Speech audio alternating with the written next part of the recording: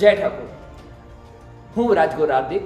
આજ વિશે તમને થોડીક માહિતી આપું તો આજે 11 સપ્ટેમ્બર 1893ની સાલમાં આ જ દિવસે શિકાગોની અંદર એક મહાન વિદ્વાન, જ્ઞાની અને નીડર આપણા બધાના સ્વામી વિવેકાનંદજીએ એક ભાષણ આપેલું.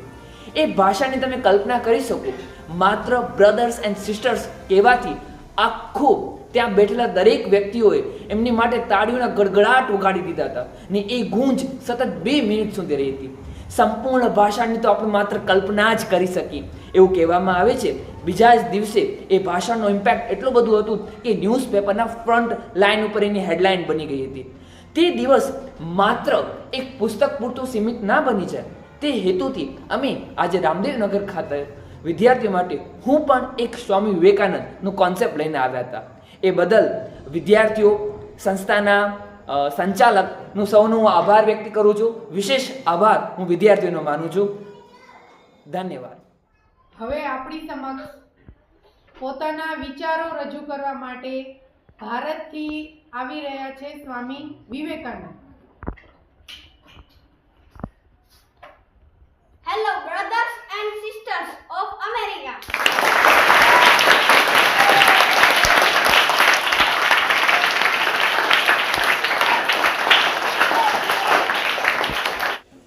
તો આ વાત છે 11 સપ્ટેમ્બર 1893ની.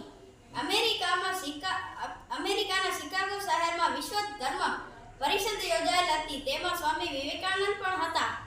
સ્વામી વિવેકાનંદને પેન્ટ, શર્ટ અને ટાઈ આવા કપડા સાથે આવવાનું કહ્યું હતું, પણ સ્વામીજી તો ઈ દિવસે ઈ જ ભગવા કુર્તા અને ધોતિયા સાથે ત્યાં પ્રસ્તુત થયા. આ જોઈ અંગ્રેજો ગુસ્સે થયા અને તેમનું નામ પહેલા પછી છેલ્લું લખી નાખ્યું. સ્વામી વિવેકાનંદ ચૂપ રહ્યા. એક પછી એક અંગ્રેજોએ ભાષણ આપ્યું. છેલ્લે સ્વામી વિવેકાનંદની વારી આવી. તેઓ સ્ટેજ પર ગયા અને માં સરસ્વતીનું સ્મરણ કરી અને સ્પીચ આ શબ્દોથી શરૂ કરી: brothers and sisters of America. 2 minute સુધી તાળીઓનો ગડગડાટ ચાલુ જ રહ્યો. અંગ્રેજો આ બધું જોઈ જ રહ્યા. તો આવા મહાન પરમ પૂજ્ય સ્વામી વિવેકાનંદને મારા લાખ લાખ વંદન. અસ્તુ. Arise, awake and not stop till the goal